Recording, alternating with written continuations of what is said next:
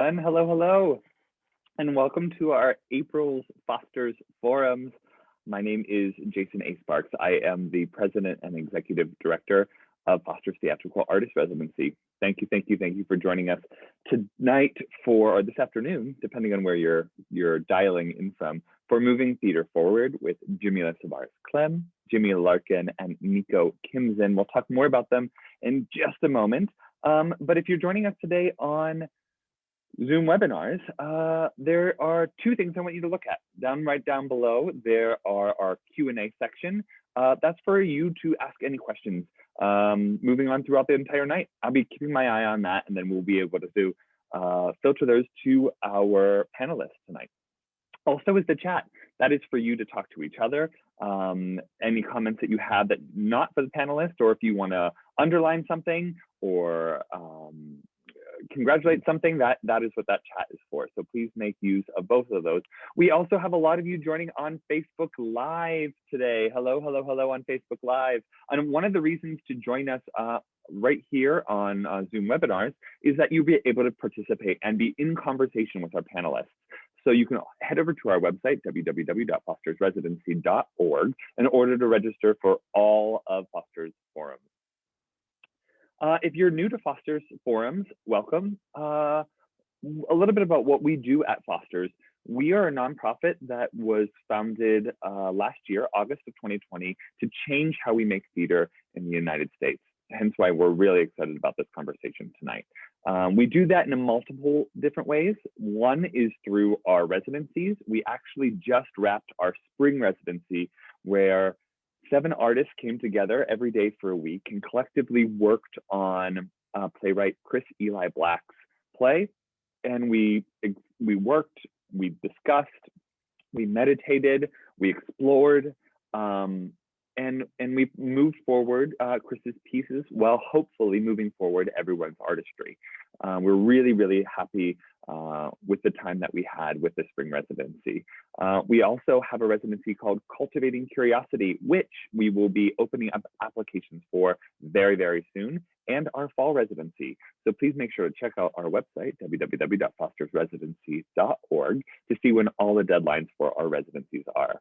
The other way that we reach out to the community is through Foster's Forums, is through these experiences that we bring to you, to bring the theater community together. All of our programming at Foster's is completely free of charge to our artists. This is a huge core fundamental idea that we have here at Foster's. So in doing that, we are always looking for donations from our community to keep us going, to keep us moving. There's 2 very easy ways to donate. You can go to our website, which I've mentioned many more times, and I will also put in the chat later, or you can Venmo us. It could not be easier, at Foster's Residency. And again, I'll put that in the chat in just a little bit. And a little goes a really long way, truly. We send boxes to each one of our artists when participating in our residencies. And some of those items in these boxes we send them are $2, $3, $5. Your money directly influences the artists that we bring together here at Foster's. So no donation whatsoever is too small. So right before I bring in our incredible panelists and artists here tonight, I'm going to just give you a little introduction to all of them. One second. We have the incredible Jamila Sabares-Klemm. Jamila is a Filipino-American activist, actor, and singer. She most recently starred as Eliza Hamilton in the hit Broadway musical Hamilton at the CIBC Theater in Chicago. Recent credits include the first national tour of Hair, the world premiere of The Prince of Egypt, Rent, Miss Saigon, King and I, Spamalot, In the Heights, and Macbeth. Offstage, Jamila is an active member of different grassroots movements. She works to be an ally and supporter alongside those who've been deeply affected by systematic oppression around the world. Her mission is to use her voice, body, and work as a vessel for change. We also have Jimmy Larkin. Jimmy is a multi-hyphenate artist based in New York City. He has spent the majority of his career on stage, most recently working on the new musical Fly at La Jolla Playhouse, but has also worked as full-time in casting, regionally as an assistant director, coaching children of all different ages, and most recently directing and producing online content. Most notably, Jimmy runs the Instagram account at Let's Hear It for the Choice. If you're not following it, I highly suggest you do, where he celebrates performers of every level from all over the world. And lastly, we have Nikko Kimzin. Nikko is a performer, MC, producer, writer, and teacher. He is the producing director of Epic Creative NYC, a company dedicated to producing work of artists of color, where he co-wrote, produced, and directed the hit web series, The Great Black Way and #Unbooked. In 2016, he served as the Fred Cole Artist in Residence at Vanderbilt University. Nikko has designed and facilitated corporate workshops for Google, Sotheby's International Realty, and several nonprofit executive leadership teams. In 2015, Nikko was awarded the Broadway Award for Best Performance of a Leading Male as Bernardo in West Side Story. He's performed internationally at theaters including Théâtre du Châtelet in Paris, France, the Deutsche Oper Berlin, Metropolitan Opera House, North Shore Music Theater, Goodspeed Musicals, and others. Nikko earned his BFA in musical theater from the University of Arizona. He's devoted his career to more inclusive and diverse theater world, particularly providing visibility to Latinx performance making. He's a member of the Latinx Theater Commons, and he is a proud board member here at Foster's. So I think without further ado, I am going to invite everyone in, and let's get moving with this. Hello, hello. Hi, everyone. Hi. Hello. Thank you all for being here. I'm really, really thrilled to have this conversation, and really, really thrilled. Thank you for being a part of this conversation as well, and giving of your time and your energy to Foster's. We really, really appreciate it. So let's jump in. Here's the thing. I feel like we could actually do a Foster's Forum every day for 3 hours for 3 months and still not cover everything that we can cover in this topic. Let's jump in. The first question that I want to throw out, and then kind of we can go from there, is where do we start in moving theater forward? Like, what is the first priority? You know, I think that there's a lot to unpack, and there's a lot to do. But every journey starts with a step, right? So what is that first step? I open up the floor. Who please, whoever would like to start. I'll start. I think, I like to think of things in actionable steps, and also things that individual and also as a collective that we can do. And I think that and I like to think of things of like grabbing things at the root instead of, kind of putting band-aids here and there, and really not really bringing the root into the forefront of the conversation. So I think number one, just realizing that the things that are happening in our business today and are intrinsically entwined with what's going on in our society today, and what has been going on in our society and our country and our world for a long time, right? We didn't just get here. This isn't just happening now, right? So I think that number one, we as individuals have that responsibility to make sure we are doing our research, asking the questions, having discussions like this, having uncomfortable discussions, having accountability, and having that be in the forefront. As a collective, again, having these discussions or organizing is really, really tough, as I'm sure all of you know. But it does start with the individual making that conscious decision to want to move forward, and then getting together with other individuals who have that same vision. Maybe not, we don't know the answer, right? The business of theater, especially in this country, has been what it is for quite some time. So I think the question is, do we want to keep moving forward with what is in place right now? Or do we want to dismantle what is in place right now and build a new world, not just for theater itself, but for humanity and the people and the, this world. So I know it's kind of like big to small, but this is, I think for me, knowing and understanding that we're all intertwined. This is all connected to each other. So I think those are, actionable and also kind of like steps where I think we can begin, just with what we have right now, a computer, books, friends to talk to, and then what we can build and imagine and see the world, not just in theater and show business, but for our society as well. Jamila, I have to say, Karine Plantadee, who is another board member here at Foster's, she said 2021, awkward is the new sexy. That's what we just got to accept. It's true though. Awkward is the new sexy. True, but I think that you're right. It's like, it's just going to be uncomfortable. Yep.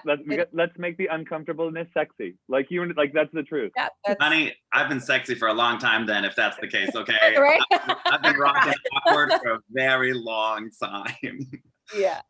Can I just say, I'm so fangirling out, and I knew I did this before the first 15 minutes, that Jamila's on here, because Jamila and Jimmy, because if you're not following Let's Hear for the Choice, I don't know what you're doing, break your phone or get a new one so that you can download and follow, because that's the entertainment you need in your life in 2021. Jamila, I was in an audition with back in the day, like 8 years ago, and it was probably one of those like, who's that girl? You know what I mean? Like, who's that girl in the room? What's she singing in her book, right? Anyway, I would just want to kind of piggyback off of what you said, Jamila. You said this really profound thing about kind of, it starts with you, right? It starts so small and intrinsically, and change happens when change happens within ourselves first. And I guess where we begin, the larger question for me currently right now, where I'm at, is how do I pre-fill my well so that when I step outside, when I get online, when I read a book, when I have hard conversations, when we have awkwardness is the new sexy, right? Like, how do we pre-fill the well so that I start my day out of an overflow, so that I can continue to do this work and not be bruised and beaten at the end of the day, right? And I think that's the larger question, is how do we form communities of that support each other, right? That this is not this is a marathon, so you have to pass the baton, and somebody's got to carry you at some points, right? So how do you build a coalition, a collective of people that you trust? You know, my favorite phrase is collaboration happens at the speed of trust. So how do you find those people to collaborate with that you trust, so that you can create collective impact? And I think that's about, designing that system of support around you that's going to educate you, that's going to challenge you, that's going to lift you up, that's going to drag you sometimes, right? But that you, out of love, as we go, as anti-racist practices are acts of love. And so who are you going to surround yourself with that loves you, that challenges you, and then have that group continuously start to build and grow, so that you operate from the smallest community to a little bit larger, to regional, to state, to national movement, right? And I guess it begins with you, and it begins with your own community and how you're loving them, and what are you doing to challenge yourself. So I guess that's what I wanted to add to your brilliant remark about starting with yourself.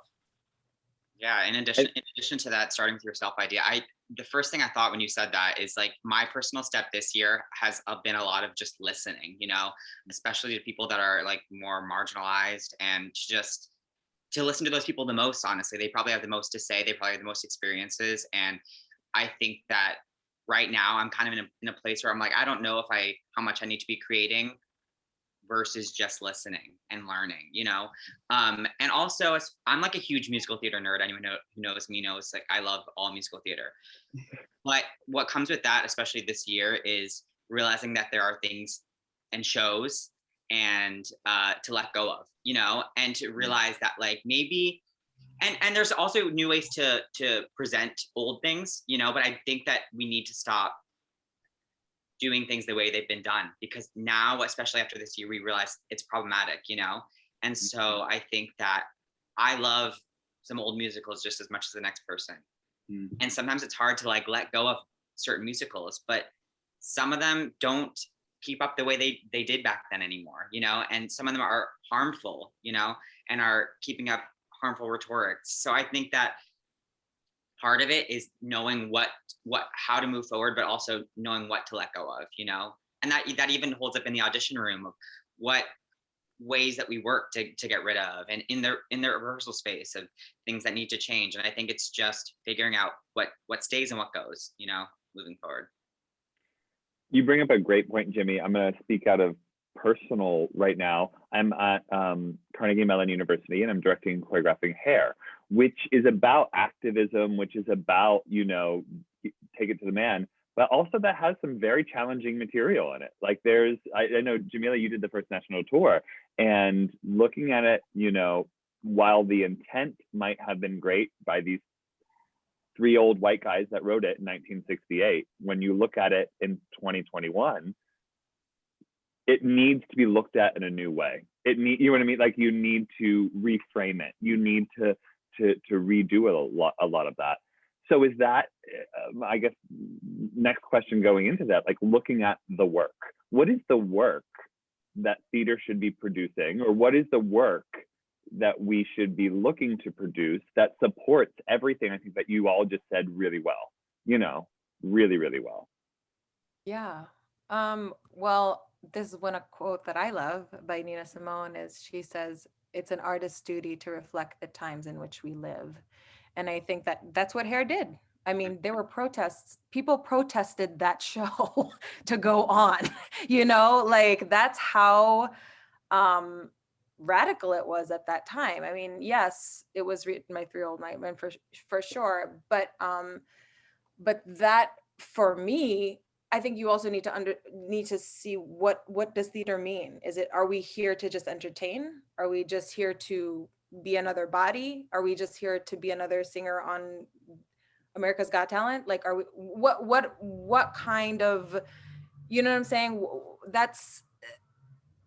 I think that's different for everyone, I'm guessing. And I think you also have to question, we don't have the power to produce something on Broadway and mainstream takes a lot of money, right? And so what should be produced and what can be produced are very, like, they're not on the same field right now, right? Because right now we live in a capitalist society, so it's what's going to make money.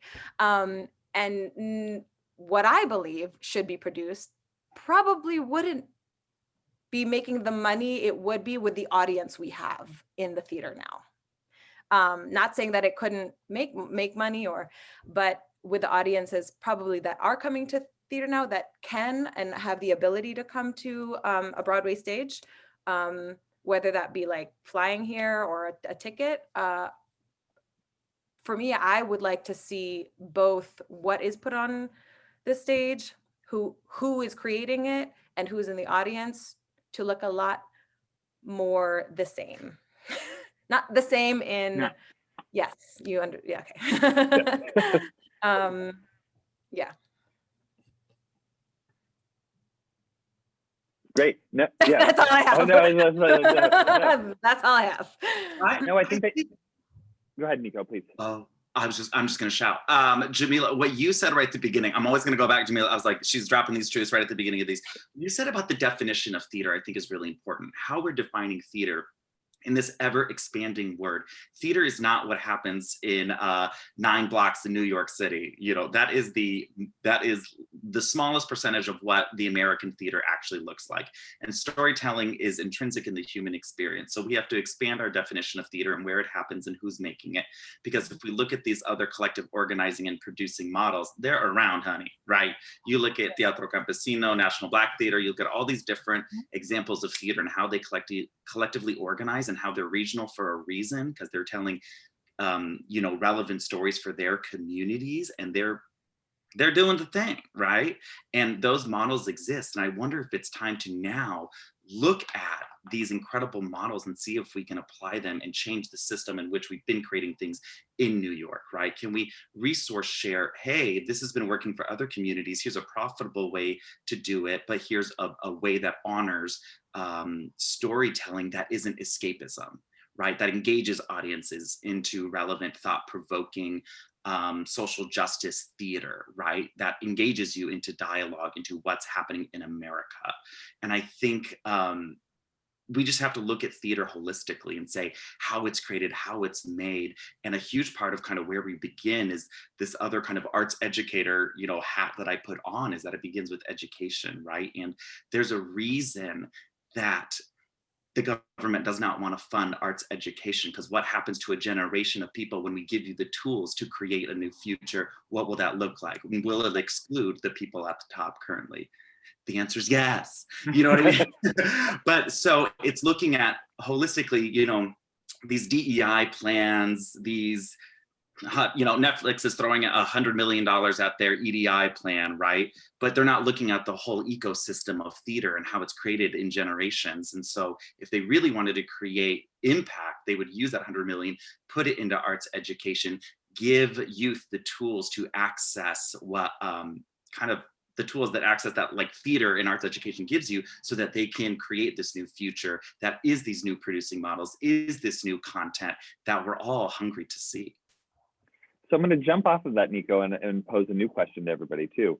So I agree with you 100%. I think that there are theaters out there that are doing it and actually are regional for a reason, like you said, that are taking care of their community. So when we're looking at something, let's look at the Broadway community right now, which I would say is having a reckoning, or having, you know, how do we fix the Broadway community? Do we tear it all down? Does it all have to come down to be rebuilt? I think a big part of it is like what you said as well. These two questions kind of go hand in hand about education, Nikko. I think that I'm going to speak for myself here, having been educated in the arts, realizing how much is ingrained in my own education of how to behave, perform, act, meaning all through that system. I was educated in the system. So if we're tearing down the system, we have to start educating people differently. We have to start from a very young age, educating them to not fit into the system. So looking at the Broadway community, is it a tearing down? Is it a dismantling? Is it, you know, we're seeing it happen right now. I shouldn't say maybe not fast enough, but Scott Rudin, everything that has gone on, that he's now leaving the Broadway community and beyond. Is that what it takes? What does it take to create different? Yeah, that's a real question. But yeah, oh, sorry, Jimmy, you haven't talked, so I want. No, I mean, I don't even know if I have an exact answer. I don't even know if there is an answer, but I think that the idea of starting over sounds great, because if you can get, the hard part is if you get rid of people like Scott Rudin, who, in my opinion, needed to go, you also lose a lot of the money, you know, with him. And so you're like, who has the money that is going to do this right? You know, where does that money come from? But I think that ideally you would need to start over if you want it to be done right. I mean, I don't know how that is even possible, but I also, one problem that I've always had is just the elitist mentality of Broadway. So like what makes Broadway the best theater out there? And I think it's huge, and I don't know how to go about that, but for anyone listening, also, Broadway is not necessarily the best theater out there. It is the most, it makes the most money. You know, it is the most visible. That's what I always say. It's the most visible. Mainstream. Truly, right? And I think that if people, even people with platforms, Broadway performers, start to make that clear in some sort of way and uplift voices that are maybe don't get a platform, then we can start there. I mean, I saw even this year when Broadway performers were giving their Instagram accounts to someone who didn't have such a big following to talk about these sort of things. And, you know, like that's a small place to start, you know, but I think that everyone in the Broadway community is putting their ego aside to be like, hey, this is not the best theater out there. Let's shine a light on the fact that there is theater happening everywhere. And a lot of it is maybe more impactful than the theater that's happening between 40th and 60th Street, you know? Controversial. I'm so bored with Broadway.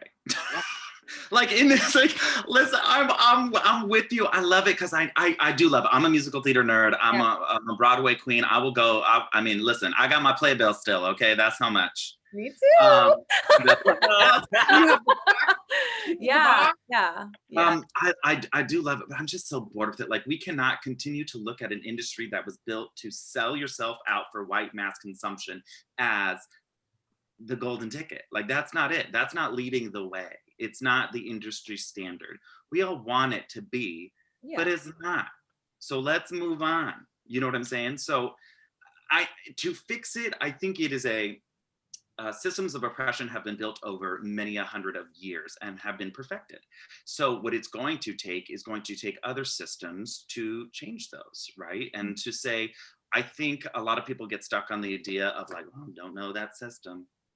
Guess I'm just going to take that equity contract again, you know, or to say, how do we slowly move the needle from the inside out, right? Is to say, oh, I actually won't do this, or I won't do that. And you start to change the culture, because once you start to change the culture, then you start to change the policies, right? But everybody has to be on the same page of what this culture shift looks like, of equitable producing, equitable theater storytelling, right? And to me, if you're attached to a profit product, Broadway, then I think that's a bad starting place for how we create equitable systems when it's based on making money, right? Yeah. It was a system that was never designed to take care of us wholeheartedly as an artist, but so we have to know going into it, we're selling out for money. Yes. Right? Sure, so it's hard to be like, how do you change this? And it's like, it's a job. Right. Like, no, totally. Yeah. But we also have to understand that, like, we are the labor, we are the working class. We're not the ones who are calling the shots, right? So we also have to live in this society, this capitalist society, and make money to survive. So when you say, like, where does the money come from? For sure, to build it, we're the people who run the theater every night for shows, the actors, the dressers, the techs who go there every single day, where people pay the money to see that show. That's where the money comes from.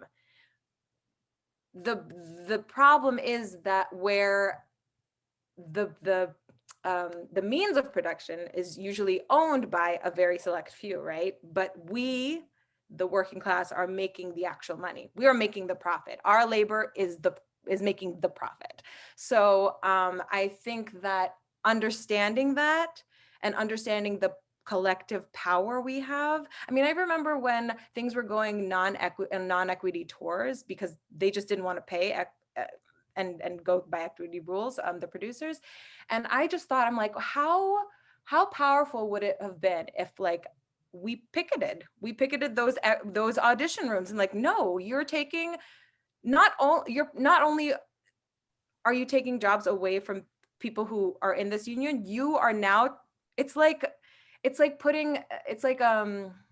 people who are undocumented workers, right?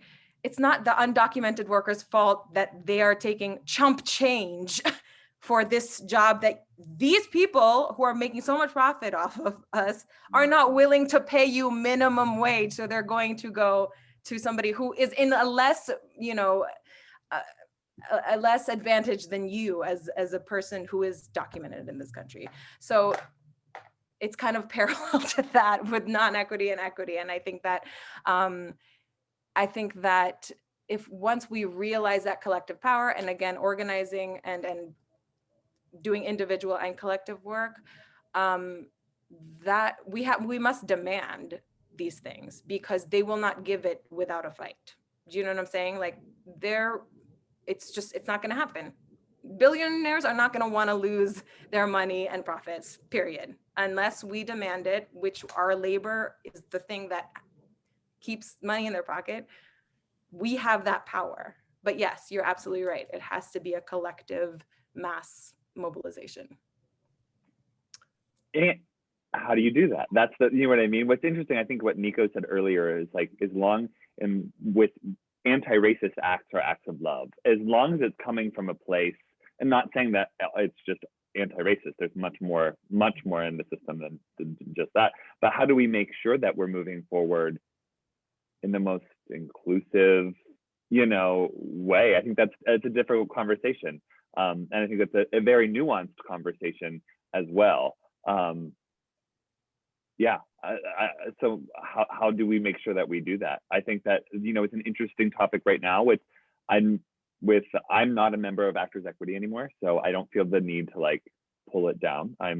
But looking even at that, Jamila talking about union versus non-union. Well, how do we make sure that the union is inclusive and the union is, that's the other part, like, because if you're gonna say only put out union shows, better make sure it's an inclusive union. Then that's not saying you can't be a part of what I'm doing, Agreed. How do we, what does that look like moving forward? What does that process look like in your opinion? I mean, you bring up Actors Equity, and that's just one of the topics that I feel most strongly about. I was non-union for so long, and then I got my card and was working less, and I don't feel protected by the union personally in any way, shape, or form. I feel like I've given them my money and I've gotten barely anything out of it.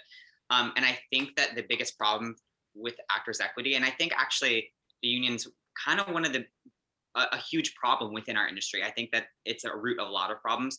And the reason I say that is because, again, with that elitist mentality, it's you have to prove yourself commercially to be protected by the union. And who gets the most success? Who gets the most success commercially? Pretty people that are considered. People that are considered pretty. People like white people, not people of color, not people that are bigger or different body shapes. Queer people, not as much, like people different gender identities. So we're shutting them out and saying that if you are the person that can book the most productions of Mamma Mia over the summer, you can get your card, and that means you're probably white and pretty and dance well. So those people are the ones that get protected. So it's already not inclusive. So the people that are in the union are already just who are most marketable. And so that it all starts there.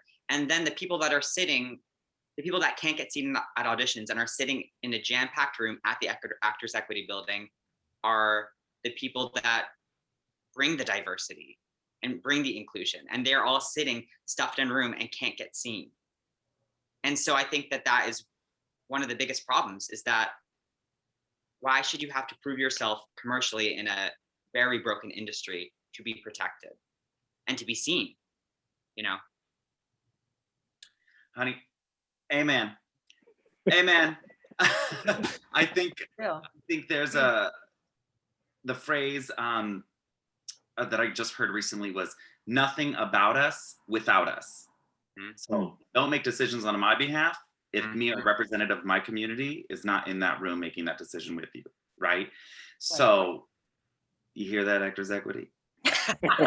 Are you watching live on Facebook? No. Drop it on that Facebook. Okay. You hear that? You hear that? I know you're calling me for dues. Hear that? I think part of that too is, right, I look at it and people are like, oh my God, what do we do? And I'm like, well, y'all sure shaped up when you knew what to do with the global pandemic, right?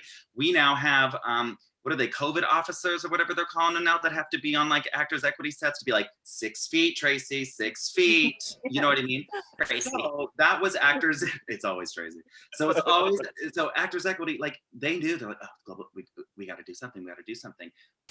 But where have you been this entire time when we've been asking for greater equity, diversity, inclusion within our union to respect the BIPOC people within the, you couldn't have thought of that because you couldn't have thought of to put somebody in the audition room from equity that then is a mediator on microaggressions, on being able to call out and call in the producers on the table, the casting directors, the directors, to protect the artists, to preventatively protect as opposed to post.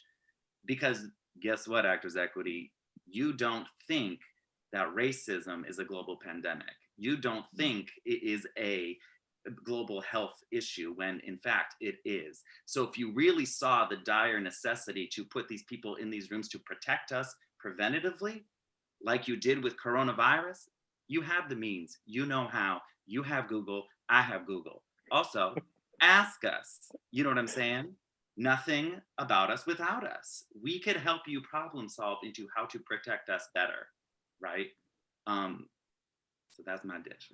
That's, yes, you're, I need to just be completely honest. I think I've gone to maybe one meeting of an equity meeting ever in my union. I was not an active member. I mean, I'm an active member, aka a paying member, but I was not that. I was part of a different organization that I guess politicized me and thought a lot about it while I was getting politicized and radicalized, and bringing that into Actors Equity at a ripe young age of 22 or 23, right out of college. But again, people are just now speaking out about what we all know has been going on. You know what I'm saying? And so I just want to be just transparent about that. So when I talk about union and like collective, that I have not been active in the union. And I think that you're absolutely right. They're not going to ask us. We must demand. I think that's where the thing, they're never going to ask us. They're never going to be like, so how much do you think you guys should get paid? Or how do you think that it will never happen unless we demand it. And knowing that we collectively have the power to demand that is kind of amazing. I would, to piggyback on that though, I would say, Jamila, and I only say this because you and I have very similar education. Jamila and I both went to Penn State University. I'm not trying to drag Penn State University, but you were taught to live in that situation. You were taught to want to be in equity, but you were like, that was like it, it was like talking about education, then talking about how we're educating artists in this country, I think really to me, that is the root.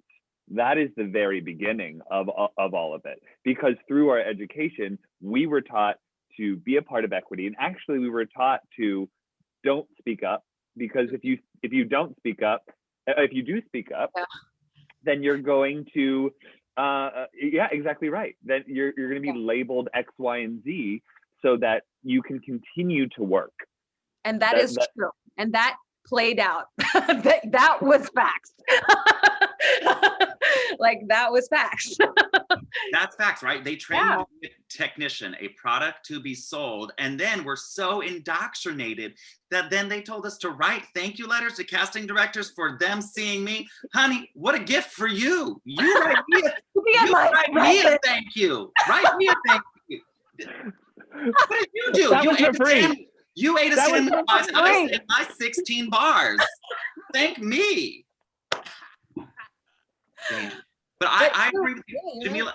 It's that concept, right? That you were trained to do one thing, like Batma here, mine's at 45, whatever. But like technician, they never gave you the tools so that you could also be a producer, writer, director, ensemble, master's tools will never give you the tools to dismantle the master's house, honey. That's what I'm saying.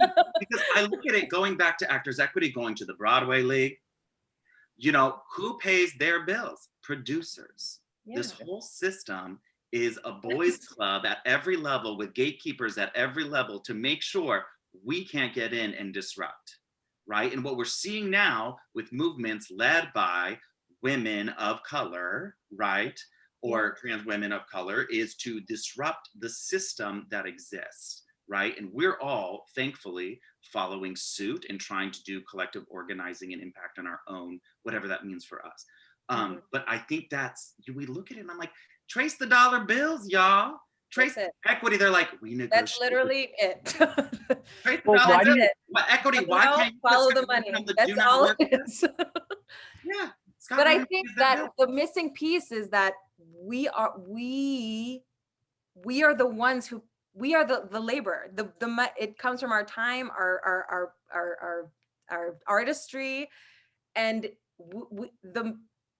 it's as easy as shutting this down would be not easy. It's a simple thing, a collective shutdown, right?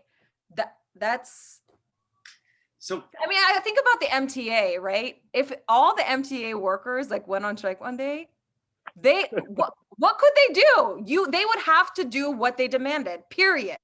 You know what I'm saying?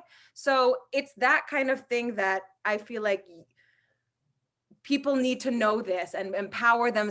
We have power. And I think, yeah, go ahead. Yeah. No, I have a question for Jimmy and Jamila. Sorry, Jason. I have a question for this moment, right? We have the power, absolutely. But tell me why IATSE, tell me why the music union, when they say, we ain't showing up to work, you don't have a pit band, sorry, pay needs to go like this, producers go, oh, yes, right? But how come actors, we can't do that? Why can't we? Yeah. I think they see actors as disposable because there are so many, and our industry is oversaturated with performers. And I think that could be part of it, is that they'll be like, oh, we'll find a new person. And they will. And we're always like, no, give me the opportunity. And that's what happens. That's absolutely that. That's it, Jimmy. That's it. I was just talking to a friend about that. To me, it's here's the picket line, and then somebody goes, oh, I just came from Carnegie Mellon. Do you know what I mean? Let me slide. I'm a pas de bourrée past that picket line and thank you. You know what I mean? It's because to me, we're trained to come from a place of lack, and we're not trained to come from a place of, we're always, give me the job. What's the next job? Thank you. I have to be. God, I hope I get it. Right. When it's about me as the collective we, right? And I wonder, what's it going to take for the culture to change amongst artists and theater makers to view us as a we? How can we create that larger community that shifts the culture to say, because Jamila can't get hired in the way that respects her, I'm not going. Yeah. And I think that's the question that's coming up now, is everybody's calling each other out in this argument of how do we change? Like, you're not doing enough, something faster. Yeah. You know what I mean? You're not whatever. And it's just like, how do we create that collective community to say, I care for, so I won't, or I must because they won't. Mm-hmm. Yeah, I mean, because that is not the history of our business. We're starting from scratch. And what's great? No. You're starting from negative, actually, because you have to you have to dismantle first, because but within I'm saying this, this is where we start. The March on Broadway. I mean, I was shocked. I was like, oh, okay. Again, because when I was just moving to New York, I had these thoughts, but who the fuck was I? I was the sprinkle of color in the room, like I didn't have it. The environment that is created, and not just Broadway, but I'll call regional theaters, like theater and showbiz in general, like is not conducive to organizing. It's not or talking about these things, or open to being called out or being held accountable.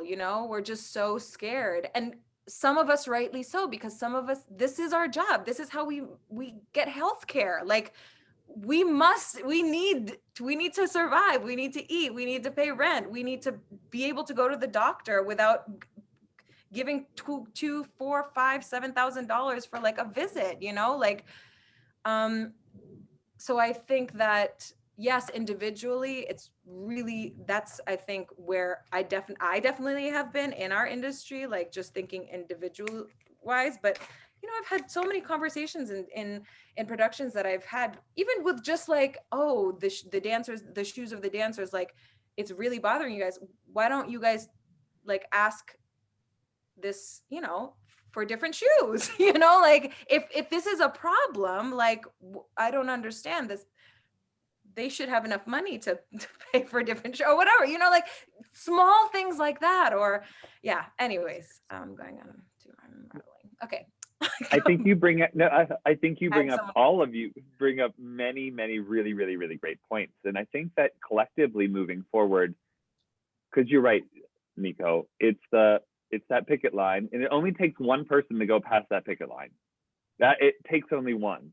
So I think the job of the community in moving forward is actually saying, and not only saying, but showing that this is more important than that.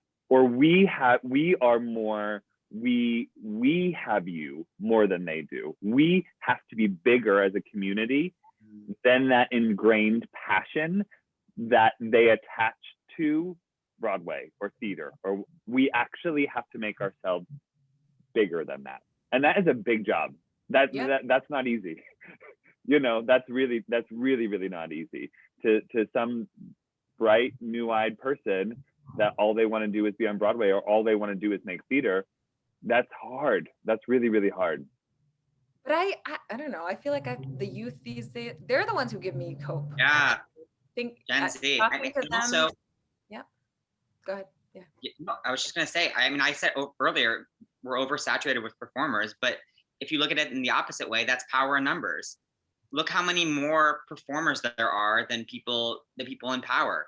If every person were to stand together, look how many numbers you have, you know? 50 of us, 50%, if 25%, you know what I'm saying? But also like I think we also have to open up, you know, it's oversaturated maybe for Broadway, but we also need to start creating spaces so it's not oversaturated. I think we have enough space and room and you know, for anyone who wants to do this to be able to do this in one way or another.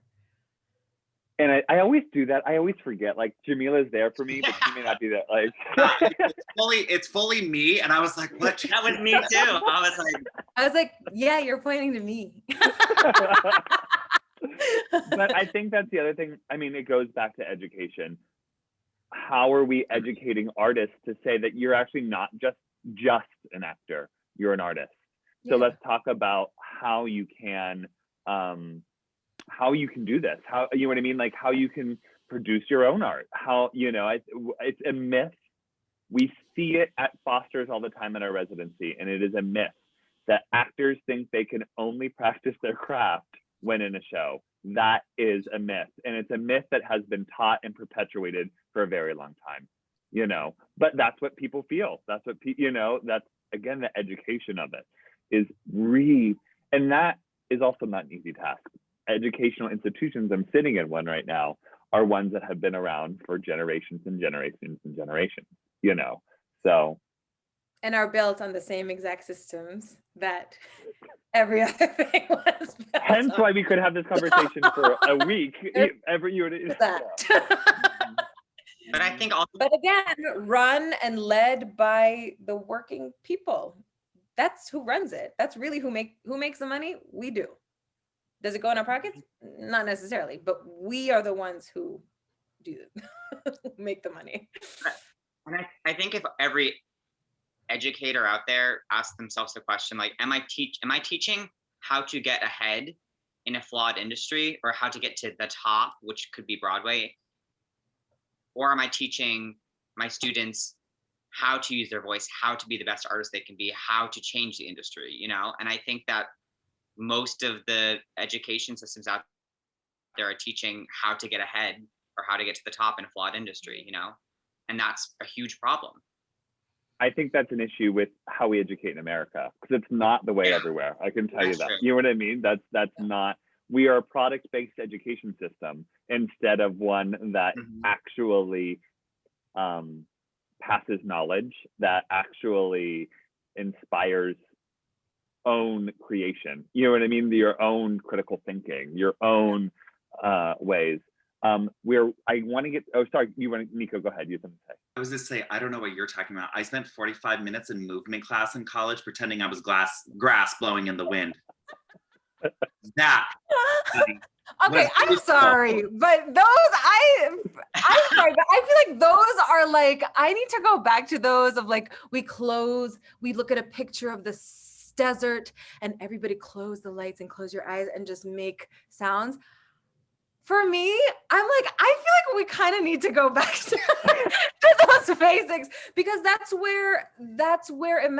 it, right? We create imagined life. We teach empathy. We teach humanity. We embody. We have to understand different people to be able to portray them. Like, we need to go in depth with characters that have different walks of life than us, and understand them and empathize with them, you know? And yeah, In imagine that, different Octavia, worlds. yes, Imagine what's possible. Imagine using our voice. I mean, I teach just voice lessons, my gosh, to people who don't do this. And it's like for me, it's like a breakthrough. How I feel internally and emotionally, it affects my voice, the way it sounds, the way it feels. I mean, it's in that same vein, Octavia Butler, says like justice is science fiction. It is not existing, so we must dream it, right? Yeah. And the people that Jason really likes that. He's like, wow. Yeah. Science fiction, you have to dream it up, right? And it usually tends to be the people that cannot see themselves represented in this life that are the dreamers of the science fiction. So it's the people that are excluded usually, right? And that's why it usually originates from a marginalized group that says, I see a greater fiction of what the world could be. Let me take you on this journey. And then those that are privileged and see themselves in this moment here now then have to catch up and say, oh, it's not just about me. I see myself here, but not everybody in my friend group is here, right? And I think that's the importance of artists now in this moment, as we are the creators of culture, is to create a more inclusive culture that is inclusive of everyone, even if you are being spotlit right now, is to say, my friend isn't. So I'm going to listen to her and listen to that creative fiction of what justice looks like for her. And I'm going to march alongside them because I want everybody to experience what I have. Foster's board member Kareem Santadi loves to say artists are the healers of culture, and I was like, yeah, that is really true too. Like, right, like that's an artist's job. We have 5 minutes left. I want to get to one question from Jake really quickly. Jake says, for all three panelists, is activism and advocacy something that should be taught in BA, BFA, and MFA theater programs? Should there be a what type of work you deserve and what you absolutely shouldn't have to do class for actors, directors, producers, technicians, and all programs? Is education the way everything changes? Yes. I think it's really, yes, I think it's really incredible. If we were to teach theater through the circumstances in which they were created, we would get history and theater combined, and we would see how art has been used in protests, right? In advocacy work, there's this beautiful article that was just released, and it did from the 1960s on about puppetry and protests, right? We look at signs, we look at black fists that are disrupting space above humans that then speak a sign that is a collective sign and not individual. And we look at that, and that's theater, right? And we look at these devices and how they're used, and then we can arm the future generation to say, all these storytelling mechanisms that you have intrinsically, you can use them to disrupt space and to create change. So I think there's huge benefits to teaching the history of theater and why it was created circumstantially, right? And to say it's a disruptor, it's to change culture, but we're just taught the technique part of it, not the context in which. And I think that would be huge for transformation of this next generation, to give them the tools to create this new culture. Yeah. Yeah, I agree. I think it should be taught. I think it should be core curriculum for all not just BFAs and VAs, like I feel like core curriculum probably for me, great if math, science and all that stuff, that's great. But for me, I feel like I would want an education system that had core curriculums that taught humanity, that taught history of different peoples of this world, that taught how to use your voice for change, how to use, for change. I don't know. Things like that would have really helped me as a student, the paying student at a university. I think what is exciting, I can only speak from my lifetime. I've never felt more on the edge of major change within the theater community than I have felt right now. Yeah, absolutely. And I think that's really exciting. Yeah. It's also going to mean it's going to be really difficult. But that's the truth. It's like, with that excitement comes a lot of work, and you just got to be prepared for the work. I think that's the other part of it. Yeah. Mm-hmm. But I think what's so exciting is that, the things that are, it all comes back to love, right? Love for our people, and love for our people so much that we want everyone, not just us, not just, equity, that for all people to be able to be who they are, create what they want, have their voice heard, be celebrated, not because of their difference. And I think that is the key. I know it sounds like cliche and stuff, but that is what it comes from. This all this disruption, these demands are because the love of people, of our people, and the demand that these injustices stop now. That we are not going to take this any longer, and we will not be silent any longer. And I'm not just talking about obviously theater community, but humanity as a whole in our society. And that's what it comes down to. It does come down to love. Yeah, and it starts with each of us, right? Like I look at let's hear it for the choice, and I'm like, what a great tool for advocacy work, right? And shining spotlight using your platform to other people, right? Or next time Jamila hops on a stage and sprouts, like, you know what I mean? Like to know that that whole human is bringing change in her, he's doing here, and teaching the next generation, dropping some wisdom in arts education, that kind of type thing. But it takes all of us in our each, nooks and crannies within the theater, expansion definition to create change. So I'm excited that we get to put our brains together in this moments like this. So. And so if you're watching at home, this is a great opportunity to donate to Foster's. Again, it's at Foster's Residency on Venmo. Or plug it in, baby. Yes, queen. Sorry, go. At Foster's Residency on Venmo, or our website, www.fostersresidency.org. Jamila, Jimmy, Nikko, thank you. Foster's, thanks you so much for your time and your energy and contribution to these conversations. We really, really, really appreciate it. So thank you. Thank you for being here, and offering everybody at home so many wise words of wisdom. Thank you. Thank you. Mwah. Bye. Have a wonderful night, everybody. Thank you for joining. Bye.